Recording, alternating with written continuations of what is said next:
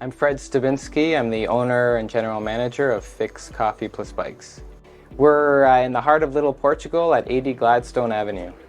What I like to say is that coffee and bikes are two important elements of a modern urban lifestyle. They're two of my passions, and I know they're two of the passions of a lot of people that come here every day and discover us for the first time. So yeah, we've got full service bike shop, full coffee bar, goods baked in-house, and you can get them all here under one roof. When we opened, there was not any other bike cafe or bike shop, coffee shop combination in Toronto. It's an idea I came up with on my own, but as soon as I started doing a bit of research before we opened, I discovered that they exist in cities all over the world and have for many years, but Toronto didn't have one, so we were the first. A few years later, there was a second that opened up, but they're a little different. They're more of a full large bike shop with a little coffee bar. We'd like to do both sides of our business to the max, so it's 50-50, competing with the best specialty coffee shops in the city and competing with the best independent small bike shops in the city. I was an urban planner working in the public sector. I loved that field, but grew disenchanted with my job and the sector I was working in.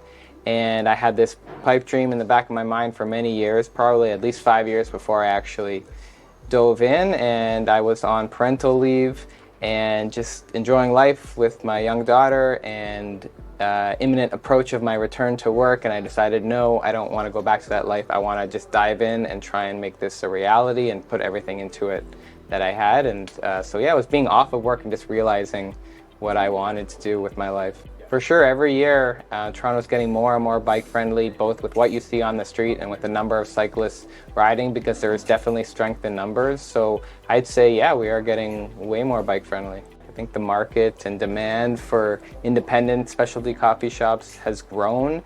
Even in the neighborhood that we're in, the density of shops is pretty large, and it would be hard to believe that they can all make it, but you know, we are surviving. So yeah, I'd say the market for these types of shops has grown.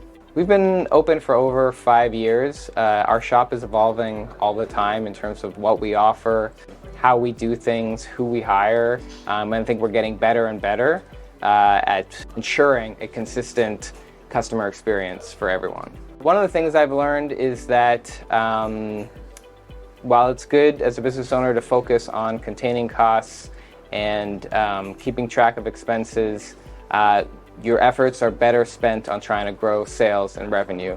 Eking out a little 1 or 2% savings on costs on various annual expenditures is a lot harder and won't get you where you need to be to earn profit and make your business sustainable.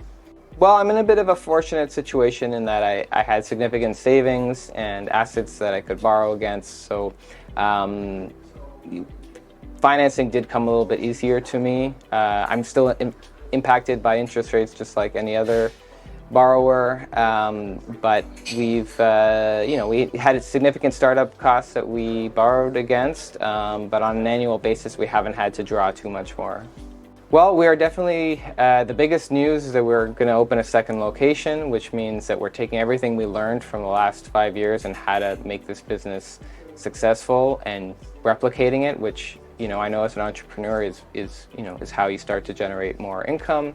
And yeah, the second location is a lot easier than the first. You've worked out a lot of the kinks. You know the business a lot better. I entered this business not knowing anything about bicycle retail or about the food sector, and I hired people that did know these sectors and helped me with growth. But now I know this world, and I can help us grow and scale up to a second location.